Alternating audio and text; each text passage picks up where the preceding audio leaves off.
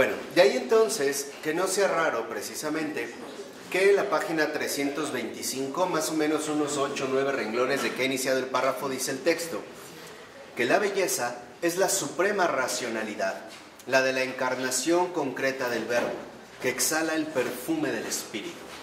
Entonces, la belleza no solo es, por ejemplo, como supondría Platón, una idea, por mucho que sea una idea sublime.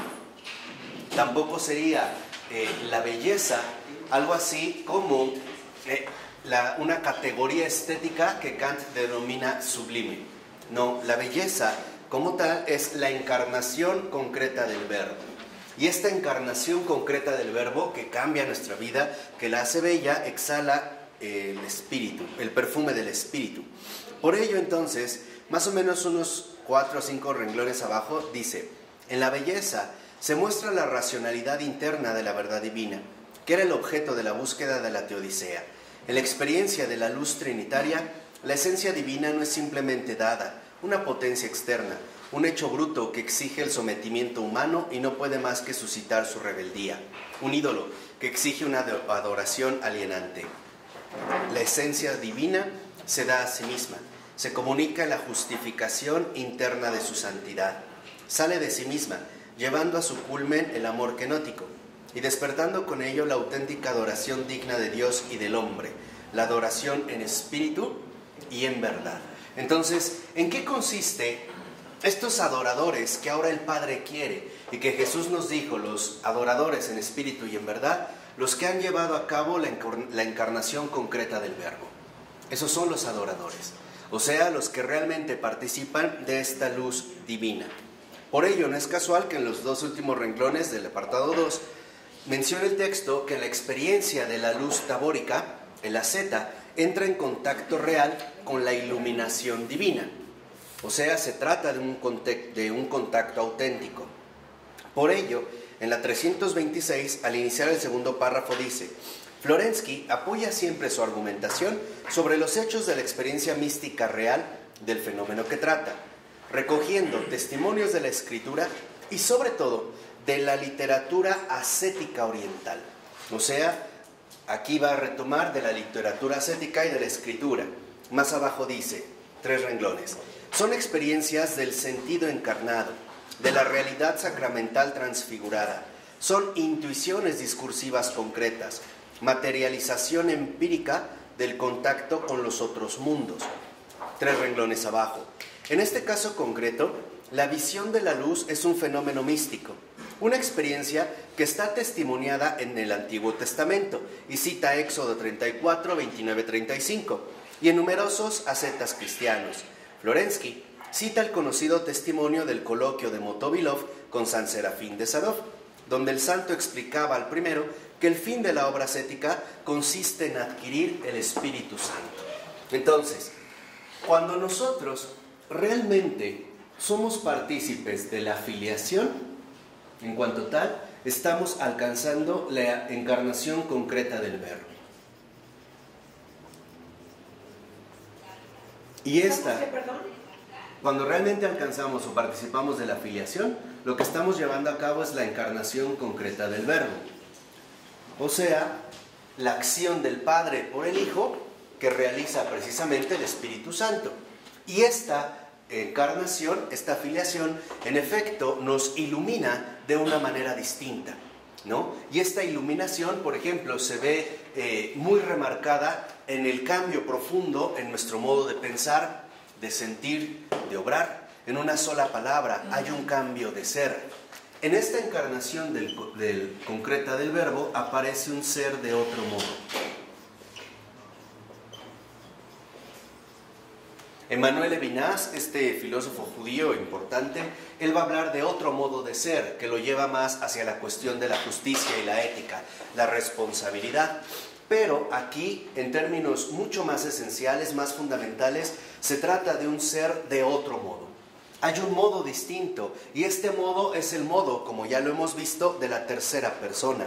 Por eso, si lo ven, en la nota 8 de esta misma página, dice, palabras de San Serafín de Sarov, dice, la oración, el ayuno, las vigilias y todas las otras obras del cristiano son en sí mismas excelentes.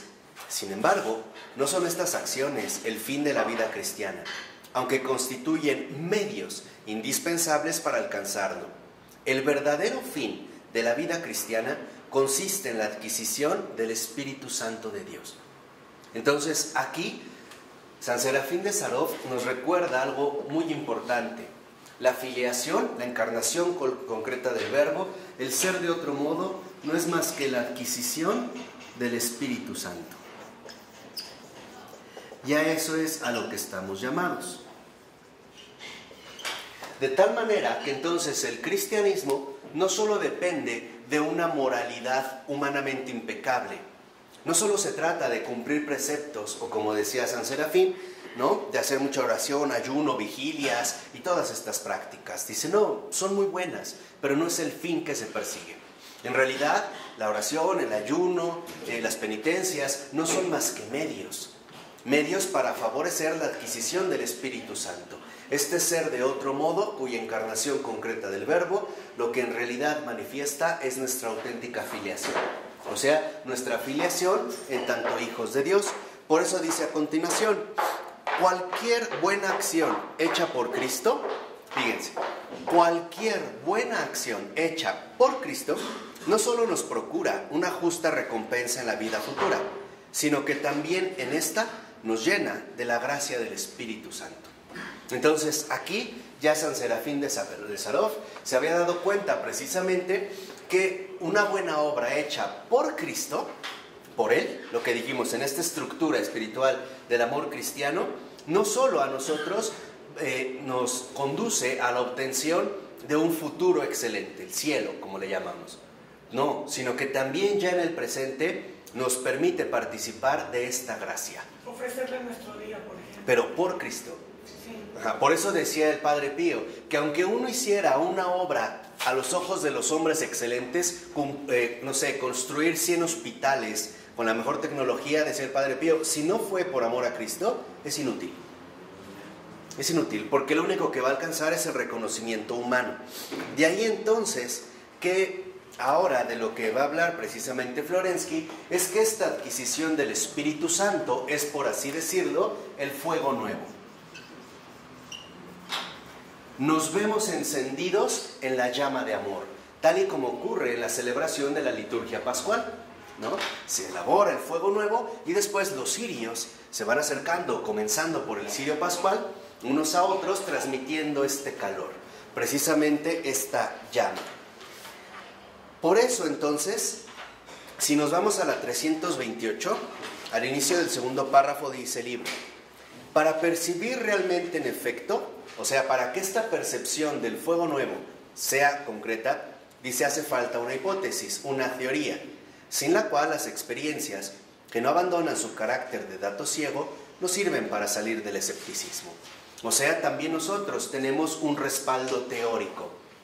Hay una base teórica. No es algo, como nosotros dijimos, enteramente irracional o que se limite al ámbito estrictamente emocional del sujeto.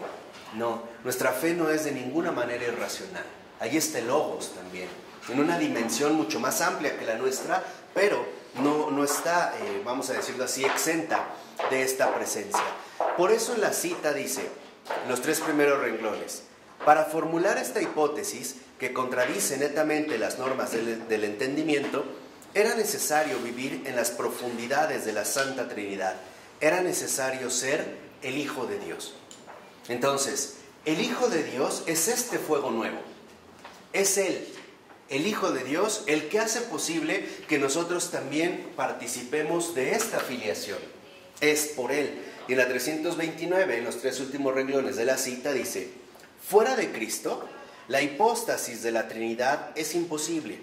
Por consiguiente, la visión absoluta lo es también.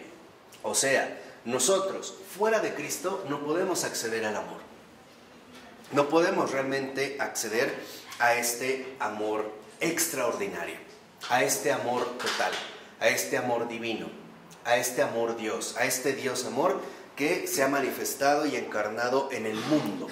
Ahora, cuando esto ya quedó claro, entonces En la filiación, Florensky va a dar un paso más y ahora va a hablar del testimonio, que es la otra parte que yo les decía que resulta sumamente importante para nosotros. Perdón, cuando dice por consiguiente la visión absoluta lo es también. ¿Qué quiere Imposible. decir? No hay salvación. O sea que por Cristo no podríamos alcanzar realmente esta visión plena de la verdad. Y lo podemos ver en los filósofos. Aunque tengan, ¿no?, un gran intelecto, si no es por Cristo y con Cristo, no pueden acceder a esta iluminación. Sería imposible. Ahora viene lo del testimonio. ¿Por qué es tan importante? Porque en efecto la cuestión del testimonio nos lleva a nosotros a entender el carácter radical del amor cristiano. Este va a ser uno de los puntos centrales de toda la obra de Florensky.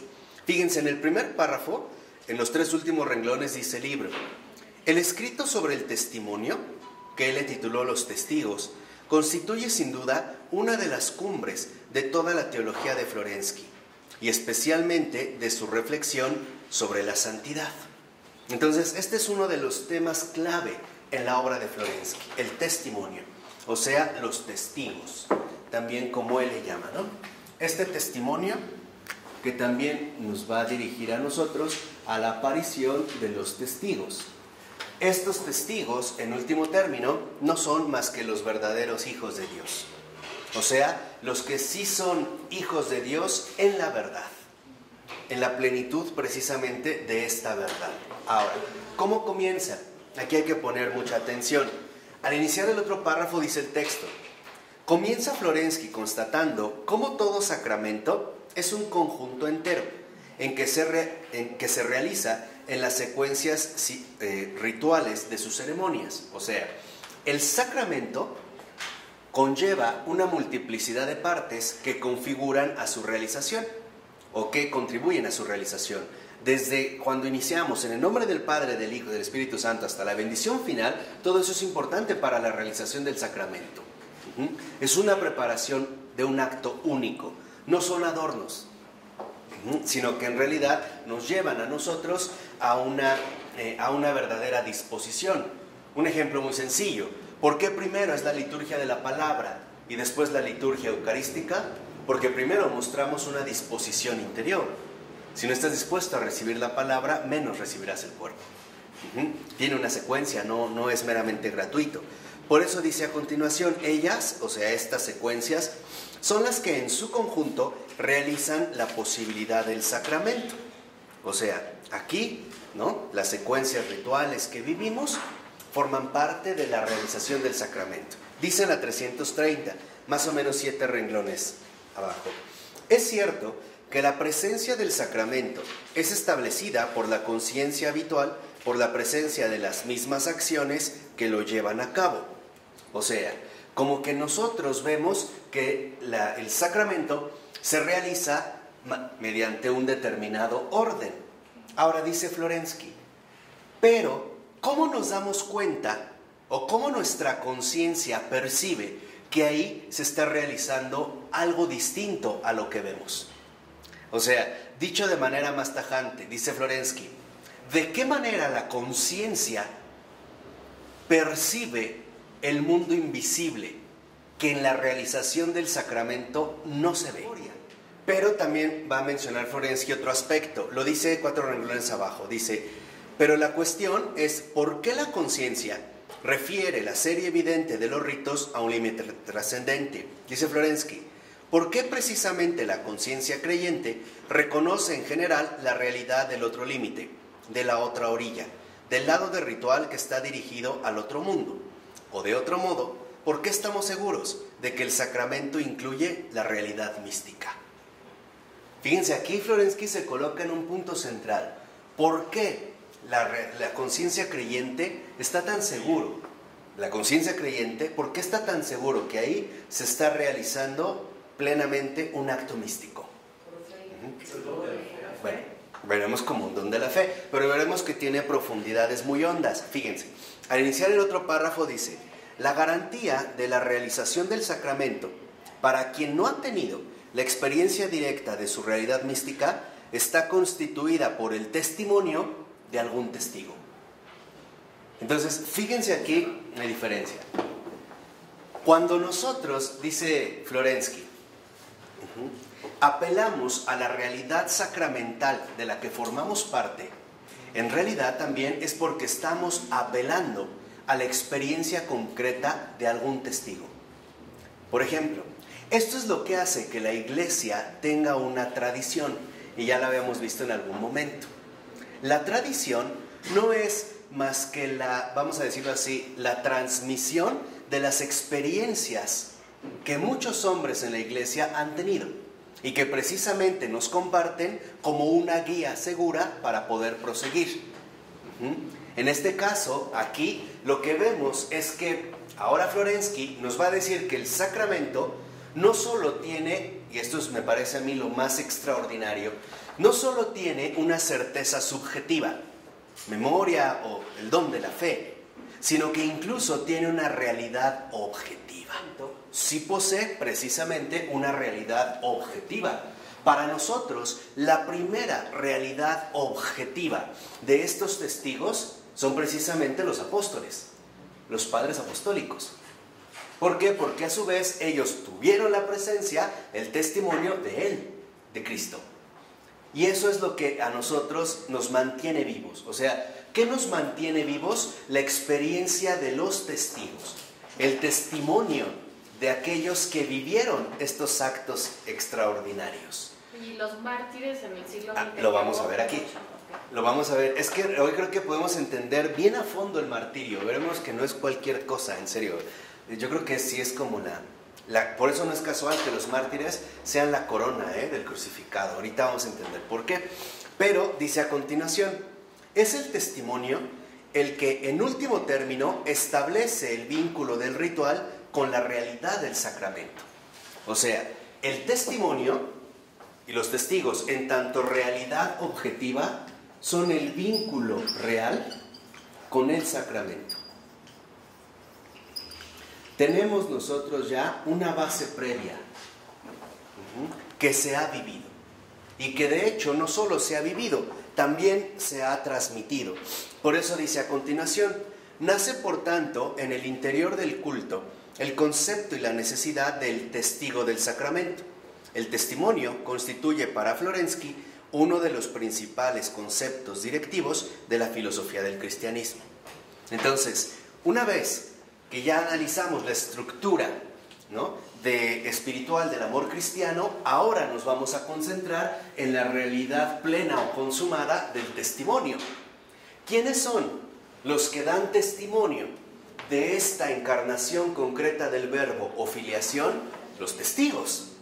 Por eso nosotros tenemos fuentes a las cuales recurrir para conectar el sacramento que se realiza y nuestra propia realidad creyente. Nosotros también creemos por otros. Claro. Lo que dijimos. Exacto, es por otro. O sea, en pocas palabras, la fe no es propia, es una fe compartida.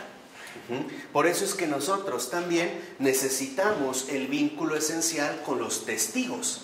Cuando los protestantes rompen con los testigos y lo dejan todo a la libre interpretación, ya no forman parte del testimonio.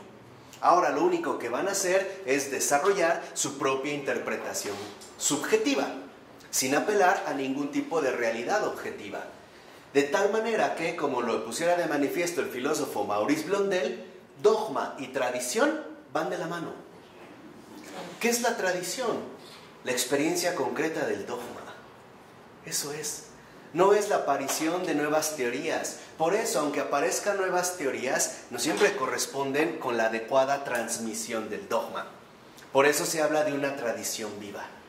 ¿Por qué? Primera, porque los testigos la vivieron. Dos, porque la vivencia de estos testigos viene de la eternidad. Y tres, porque el testimonio que nos dejaron es verídico. Por eso es cuando empezamos a abrir el horizonte de manera más tajante. Viene lo bueno, la antinomia cristiana del testigo mártir. Esta es la parte que a mí más me encanta, en lo personal. Y es donde más atención yo les pediría que pusieran. Fíjense, la 331 dice, a partir del cuarto renglón, vamos a hablar de la antinomia cristiana del testigo mártir. Dice a partir del 4 renglón: Florensky aborda el estudio etimológico del término testigo, mártir, ¿no? Ahí está en griego, mártir, que contiene en sí una antinomia muy rica en significado. Entonces, ahora, cuando ya habla de los testigos, en un primer momento Florensky va a analizar a fondo la propia palabra mártir. Va a comenzar por su estudio etimológico, o sea, nos va a poner al descubierto las raíces profundas de la palabra.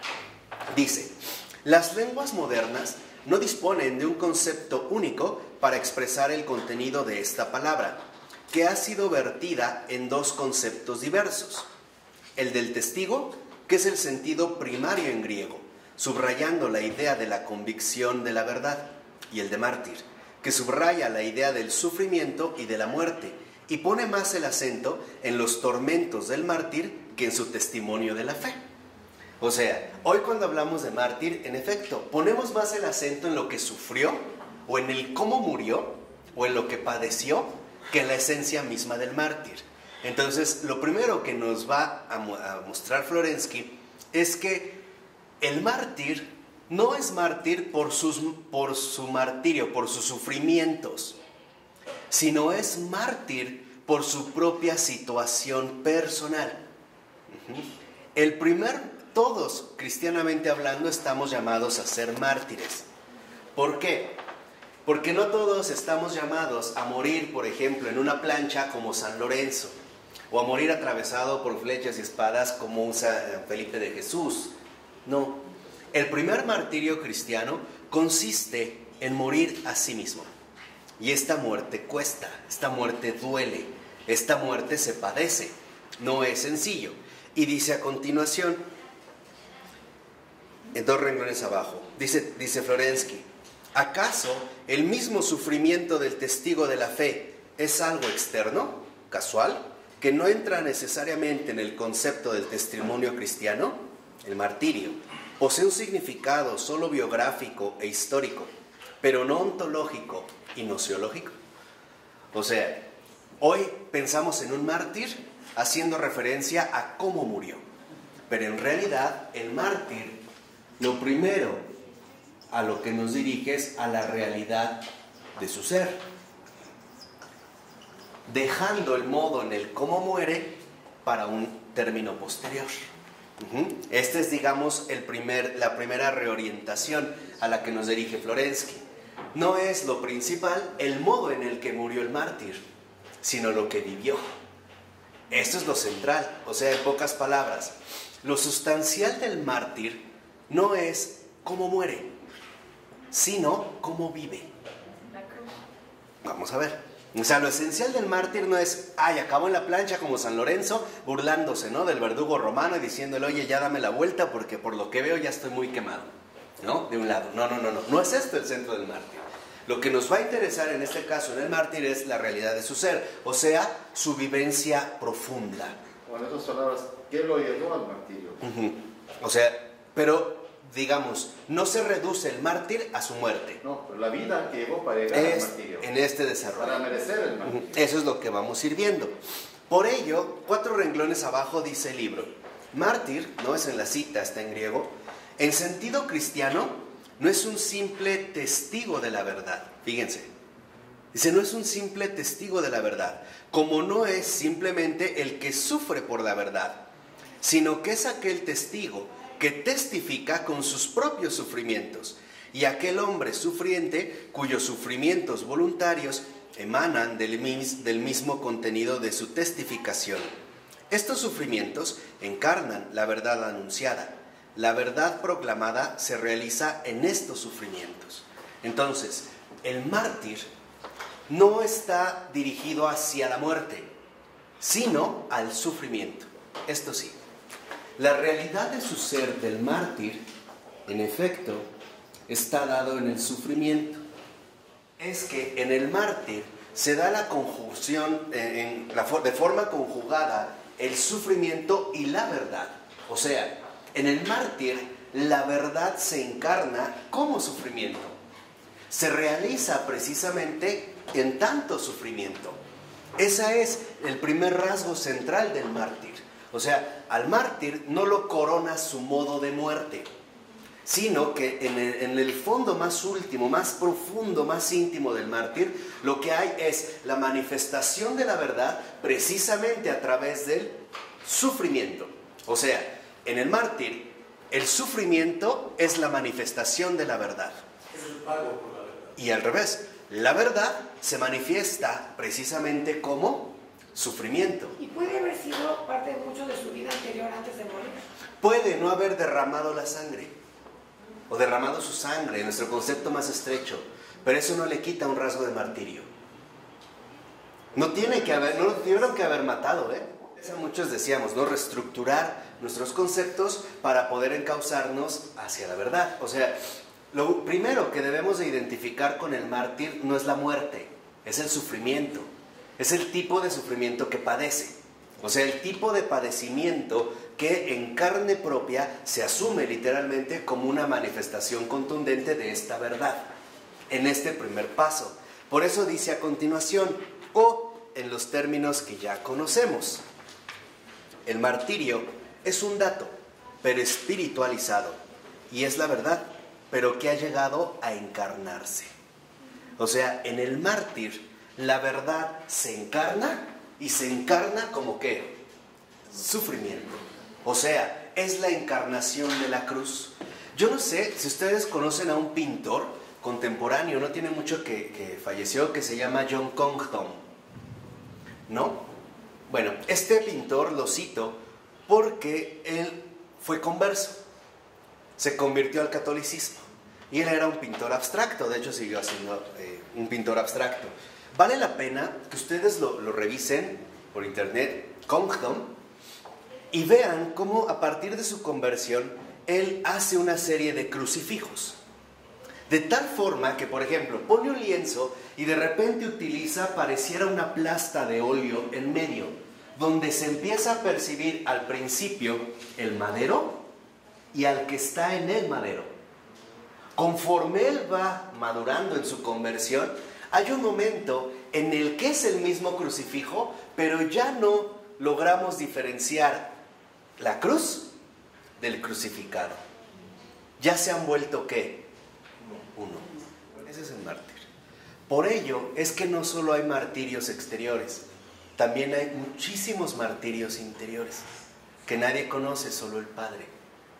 Y hay muchos que a lo mejor ni se imaginan, que ahorita a lo mejor no viene el caso mencionar. Pero el martirio como tal es una vivencia espiritual de la verdad en tanto que sufrimiento.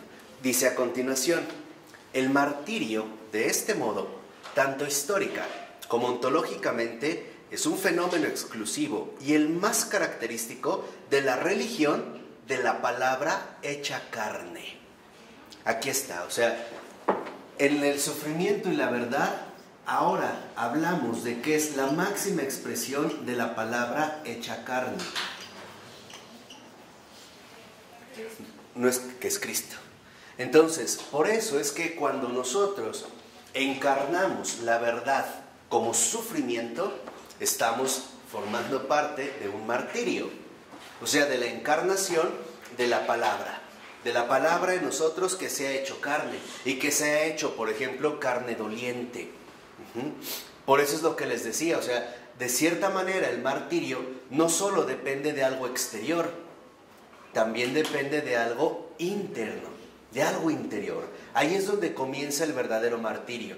De hecho, el verdadero Hijo de Dios lleva en el corazón un calvario. De verdad, lleva un calvario interior, Es una lucha interior desgastante. Y es lo que vamos a ir viendo a continuación. Por ejemplo, en el último párrafo, más o menos a la mitad, dice Florensky, en los fundamentos de la palabra mártir subyacen dos, quizá incluso tres raíces, precisamente. Mar, que es resplandecer, irradiar. Mar, combatir y ser combatido. Mer, tener un pensamiento, recordar.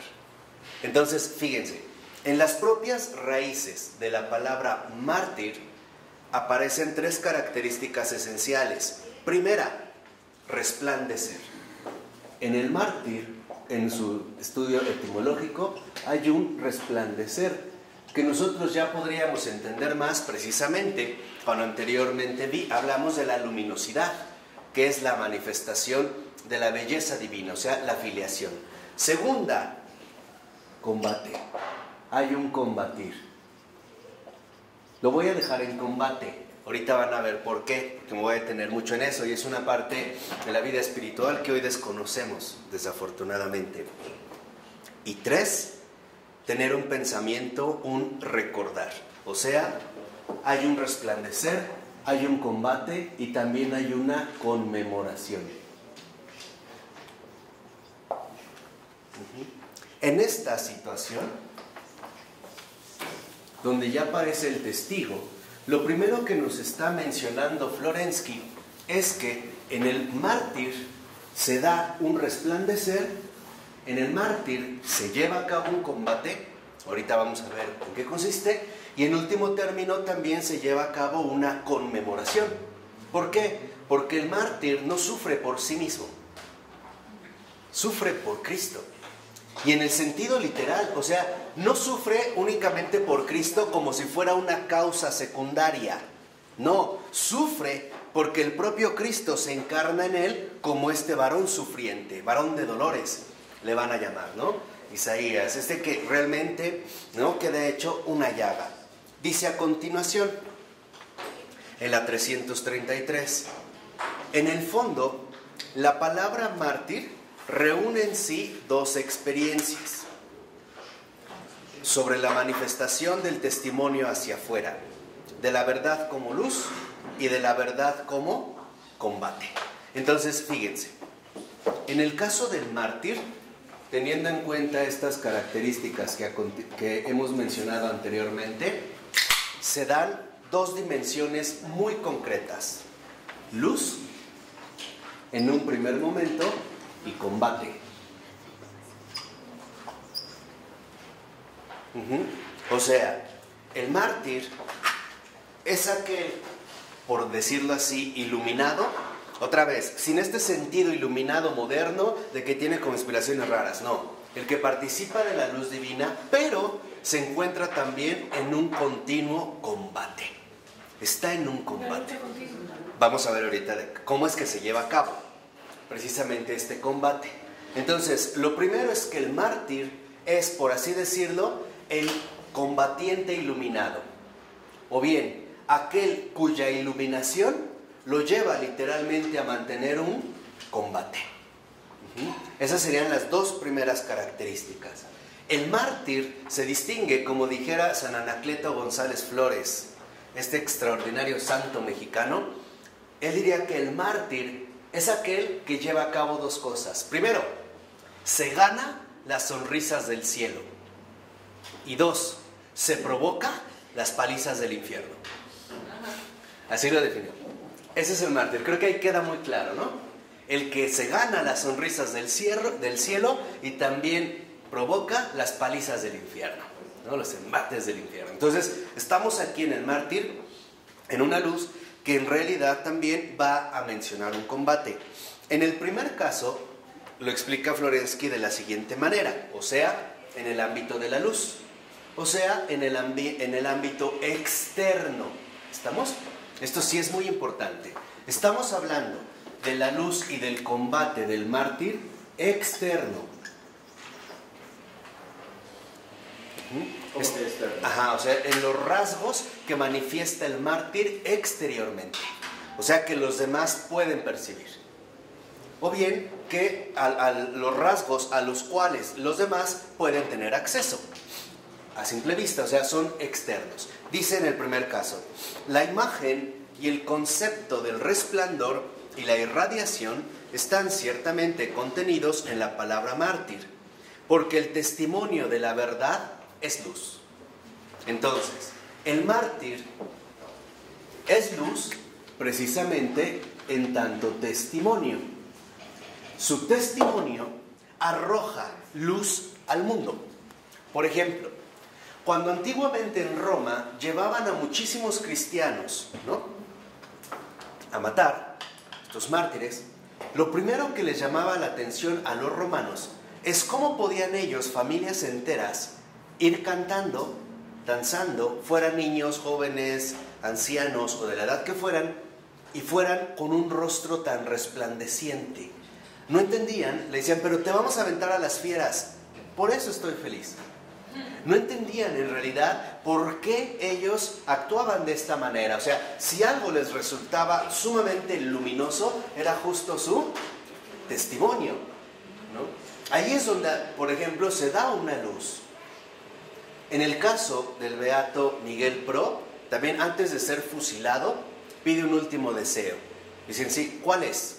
Déjenme rezar por ustedes y por mí. Esa es una luz. O sea, precisamente, ¿no? Los que llevan a cabo el asesinato quedan como impactados. O sea, es un testimonio de luz, es un testimonio luminoso. Impacta, no hay. Santo Tomás Moro. Santo Tomás Moro, cuando le cortaron la cabeza, ¿no? Y lo sacan de la Torre de Londres, cuando llega al patíbulo, y para subir había unos escalones muy altos, y él ya era pues un poco mayor. Entonces le dice, por ejemplo, al verdugo, el presar lo ve, el otro va tapado con la cara, ¿no? Lo ve y le dice, ayúdame a subir, échame una mano, porque para bajar ya lo voy a hacer solito. De verdad, es la última molestia que te doy. Fíjense, desde ahí este tacto, ¿no? Se sube, le ponen y le dice al verdugo, el verdugo lo relató, le dijo, oye, mira, mi cuello es grueso, te sugiero que le des bien en medio, para que no quedes mal ante los demás. Y le dijo, y no te preocupes, yo no te guardo ningún rencor, no es culpa tuya. Ahí tenemos, otra vez, un testimonio lleno de ¿qué? De luz. A esto es a lo que se refiere. Dice a continuación, esta representación de la verdad como luz y de la luz como verdad está enraizada en las esferas más profundas de la mística, y desde aquí ha influido una innumerable cantidad de veces en la lengua y en el pensamiento, comenzando por la metafísica religiosa divinamente inspirada y acabando en las metáforas de la vida diaria. O sea, también para nosotros, por ejemplo, este testimonio de luz se convierte en una especie de indicador sobre cómo debemos vivir, o por lo menos cómo debiéramos vivir. O sea, se convierte en una indicación de vida, en una realización de la verdad. De tal manera que esta luz, en tanto testimonio, en efecto, lo que hace aparecer es la verdad como resplandor, ¿no? Ahí algo ha resplandecido, ahí algo se ha precisamente iluminado, ahí se ha dado un testimonio cuyo resplandor de la verdad emerge precisamente como luz. Este es el primer paso. Viene el otro paso, que es el paso del combate. Entonces dice a continuación, el segundo aspecto sintetizado en la palabra mártir es el de la lucha y la muerte. Entonces, el mártir, fíjense, en el combate, a su vez, están involucrados dos aspectos. El combate como lucha y el combate a muerte. Y esto es algo muy serio. ¿Por qué? Porque el mártir está llamado finalmente a luchar hasta la muerte. Su combate, su victoria, llega únicamente con la ¿qué? Con la muerte. Igual que Cristo. Hasta ahí es a donde va a llegar. O sea, él sabe que su lucha del mártir no termina con un triunfo mundano, sino que termina con el triunfo divino. O sea, compartiendo la muerte de Cristo. Por eso, cuando a San Ignacio de Antioquía lo llevaban al martirio y su comunidad que tanto lo quería oraba por él para que lo liberaran, y sabiendo Ignacio de Antioquía que las oraciones del pueblo tienen un enorme peso sobre el Padre que está en los cielos, en una de las cartas que les manda les dice, hijos, les ruego, dejen de orar por mí, no me arrebaten la palma de la victoria. Esto es muy llamativo. O sea, él sabe que en efecto la lucha que ha emprendido y lo lleva encadenado, la persecución, en último término, a donde va a conducir es a la ¿qué? A la muerte. Y sus discípulos oran para que no lo maten. Y él dice, no oren por mí. No es esto lo que tienen que hacer. déjenme llegar a la meta, porque la meta de mi martirio, la meta de mi lucha es justamente la muerte. Esto es, dijimos, en un ámbito externo. También hay una muerte interior, que alguien que la conocía muy bien fue San Pablo de la Cruz.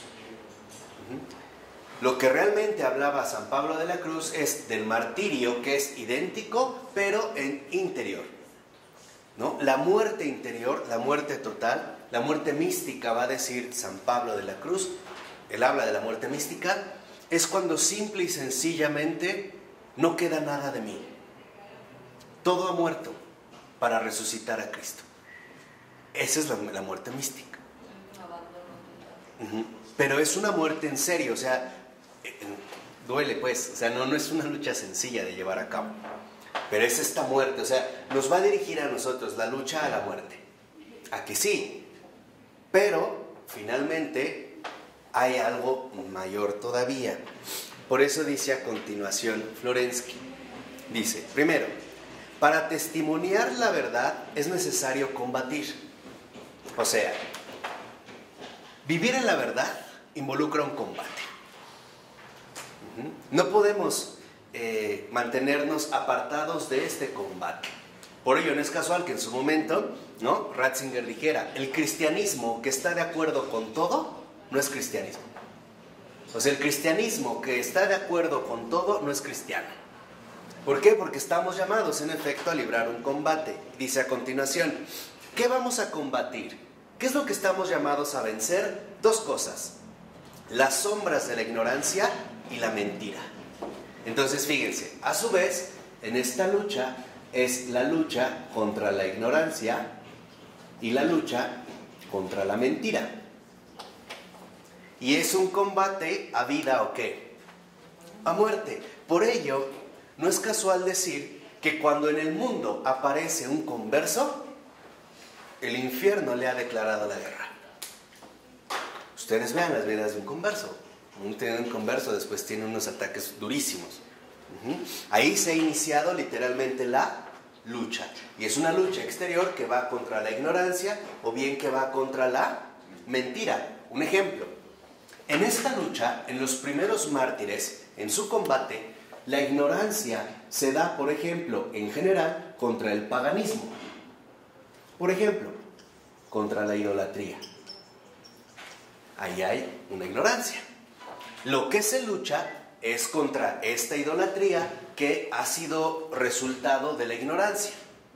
En cambio, hay mártires que combatieron en su lucha no contra la ignorancia, sino contra la mentira, o sea, contra la herejía, que no es lo mismo. Ahí el combate es contra la mentira. ¿Por qué? Porque el hereje no es ignorante, es perverso, y eso es otra cosa. Y es la perversión a la que lleva literalmente la mentira. Por eso, en los primeros tiempos de la comunidad cristiana, hubo un doble combate. Los que combatieron directamente contra la idolatría y los que van a combatir directamente contra la herejía. En general, los llamados padres apostólicos van a combatir contra la idolatría, porque es el ámbito en el cual se encuentran inmersos. Los padres después ya no... Los padres apologéticos, siglo II, siglo III, su escenario de combate ya es otro. ¿Por qué? Porque ya no va contra la idolatría, ahora va a ir contra la herejía. San Agustín tuvo que llevar a cabo el doble combate, contra la idolatría y contra la herejía, ¿no? En este sentido, podríamos decir, también Agustín vive el combate del mártir. Ahora, en el aspecto distinto, dice a continuación, que el testigo es un luchador y espiritualmente es un vencedor. Espiritualmente. El mártir espiritualmente es un triunfador. Exteriormente, mundanamente, es un fracaso. Terminó en un vil fracaso. Terminó perdido, hay una fosa común, como el propio Florensky.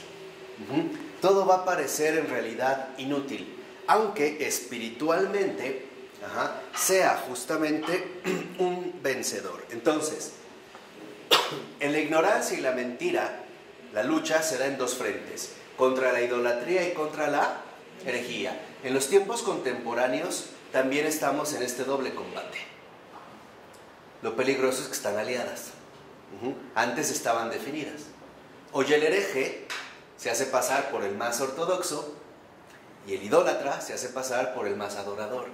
Hoy es mucho más sofisticada, pero el combate no se ha terminado. Ahora, A ver, explícanos ¿Cómo es hoy el hereje y el idólatra? ¿Cómo actúa hoy en día el hereje y el idólatra? hoy el hereje, él no defiende la mentira. Él va a decir que está en contra de la mentira. Exactamente. O sea, cuando se meten a esta bola de cuestiones que existen. A ver, te lo voy a poner claro. Antiguamente, el hereje se enorgullecía de ser un hereje. Toda la gente sabía que ese era un hereje. Hoy en día, los herejes dicen que son todo menos herejes. No aceptan que están en la mentira. Ahora la estrategia ha cambiado. Ahora ellos propagan la mentira hablando según en nombre de la verdad.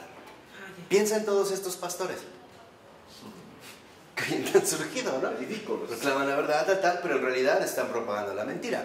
La idolatría. También todas estas ideas que han surgido, ¿no? Todas las En nuestras prácticas comunes. prácticas, ¿no? Ahora, viene algo mucho más interesante y esa es la parte que hoy en día hemos perdido de vista y yo les vuelvo a repetir, por no tener una verdadera vida espiritual intensa. Un ejemplo de los Radical. herejes son los pastores. Por ejemplo, ¿no? Y de los idólatras, Cualquier persona del ámbito común. Perdón, El trabajo boliviano. Sobre la cienciología. yo digo cienciología, voy al Feng Shui, el New Age. Sí, los ídolos propios, ¿no? Que hoy nos vamos creando, o sea, vamos a decirlo así, la gente común, o sea, que agarra sus propios ídolos. Pero viene la parte más interesante, dice, pero en una lucha, lo normal no es solo asestar. Asestar es pegar. Eso es asestar. Escuchen bien lo que dice Florensky. En una lucha, no solo lo normal en una lucha, piensen en un round de box. Lo normal en una lucha no solo es que pegue, dice a continuación, sino también recibir golpes. Ahí está la clave del martirio. Y esto es lo que hoy desconocemos.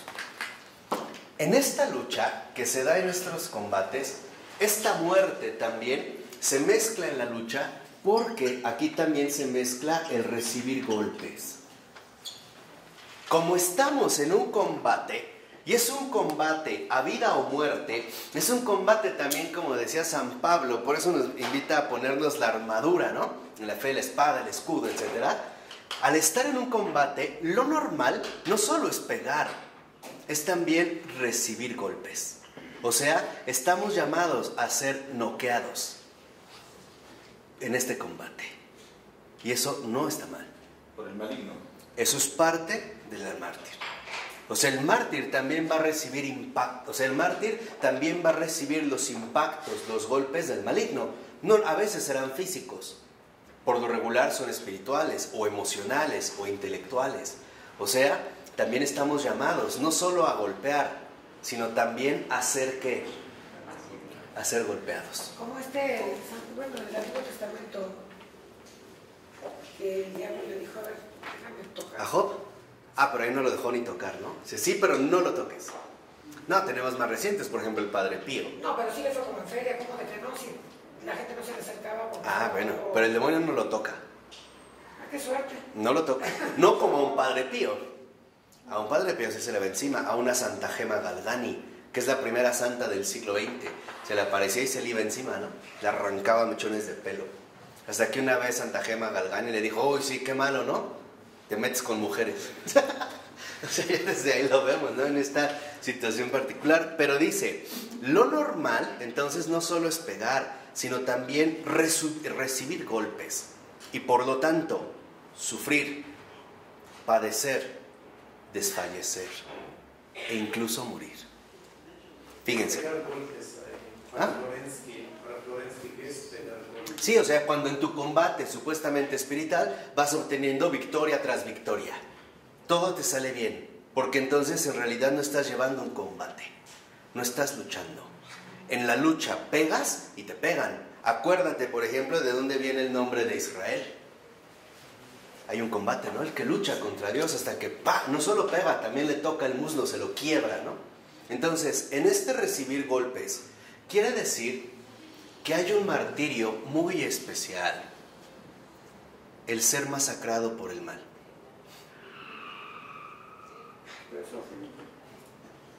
Pero no es que queramos. El martirio es solamente el cristianismo. Como tal, sí. Es que era el judaísmo. No. Aquí, en este recibir golpes, como nos los dijo Florensky, entonces también hay 3 ámbitos. Primero, sufrir, si duele. El Padre Pío luego salía del destino, podía caminar, ¿no? No es sencillo, no es fácil. Sufrir. ¿Y este sufrir a qué nos va a llevar? A un padecer. Y este padecer incluso nos va a llevar a una situación aún más radical, incluso desfallecer. Hay momentos en los que en estos combates espirituales las embestidas son tan fuertes que nos tiran, de verdad, hasta desfallecer, ¿eh? No te puedes levantar. Estás en un combate, o sea, eso quiere decir que en realidad sí estás en un combate. No solo estás golpeando. Si no te golpean, te lo voy a decir así, estás luchando con tu propia sombra. Como los boxeadores cuando entrenan, ¿han visto? ¿No? Que hacen su sombra. No estás peleando. Todavía no estás en el combate. Todavía no sabes lo que es que recibir golpes.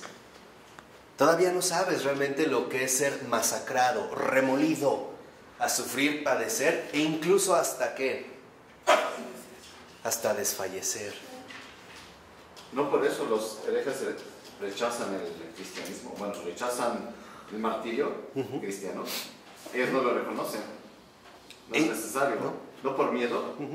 E incluso también veremos que este desfallecer, en efecto, muchas veces el resultado justamente es morir.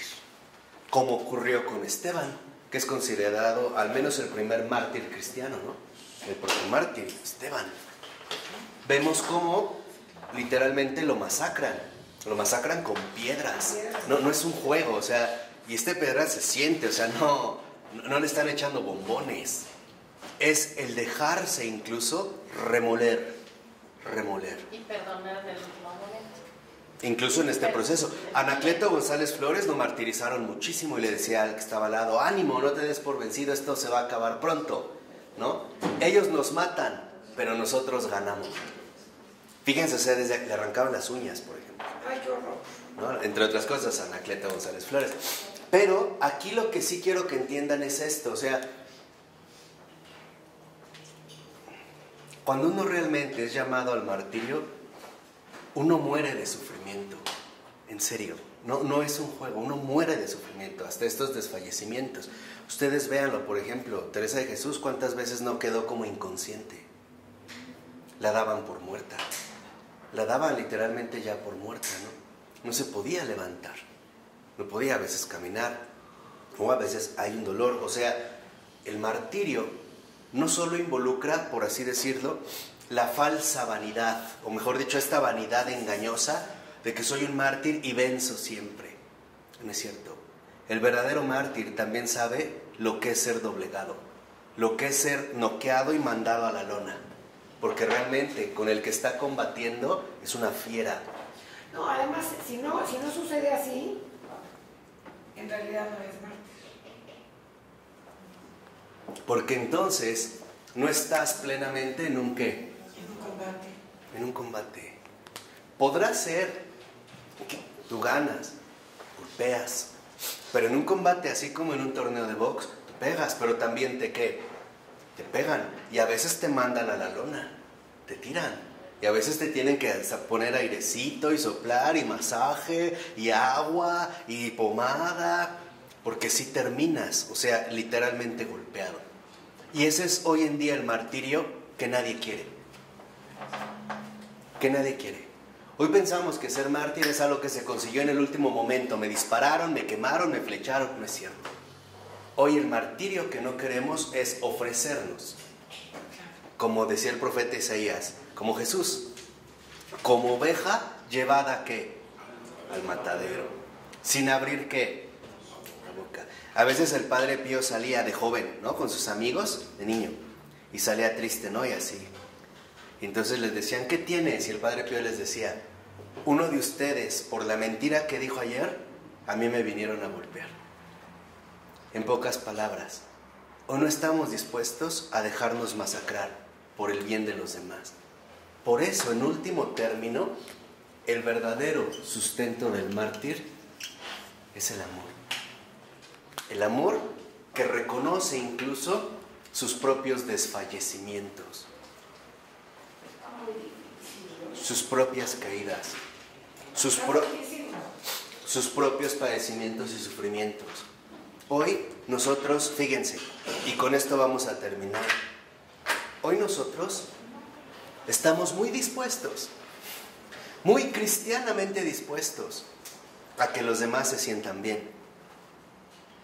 Pero hoy prácticamente nadie está dispuesto a sentirse muy mal por los demás. Hoy no queremos eso. Y se trata en realidad de dos cosas bien distintas. Y nos los va a decir Florensky. Este tipo de martirio que nos remuele hasta morir, incluso hasta desfallecer, hasta decir, Dios mío, no puedo más, hasta aquí. El siguiente paso es morir. Hoy es el que no asumimos. Y este es, de hecho, el principal martirio de Pavel Florensky.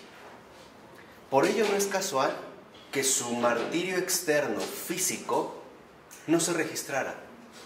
Se supo muchos años después que fue fusilado. De Pavel Florensky, el que estamos estudiando. Sí, ¿no se supo? ¿No? Hasta muchos años después, porque lo excluyeron. Murió en el anonimato, en el desconocimiento. Murió en November y le dieron un balazo en la cabeza. ¿Por qué? Por ser sacerdote. Tan parecido al martirio del gran Carlos de Foucault.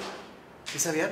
Él es el gran evangelizador del Tamraset, ¿no? Que hacía unos comentarios extraordinarios. Cuando puedan leer algo de Carlos de Foucault, vale la pena. De verdad es pero extraordinario. Un trapense, de hecho. Un trapense, ¿no? Y él decía, Señor, he estado 20 años en el Tamraset y no me has mandado a ni uno. en el desierto. No me has mandado ni uno. Y he trabajado, hecho así, ni uno. Pero cuando murió. ¿Y cómo murió? Literalmente por un accidente. Se metieron con él. Otros que venían de los vándalos que iban, él ya sabía que iba a morir. Se agachó y el que estaba a su lado le disparó por nerviosismo. Ni siquiera fue por llegar y matarlo. Nos venían persiguiendo en el nerviosismo. ¡Pum! También le dieron un balazo. Y murió como desconocido, desapercibido. Pero esto quizá es el llamado que hoy Jesús nos hace. Nos dice, sí, hijos, está bien.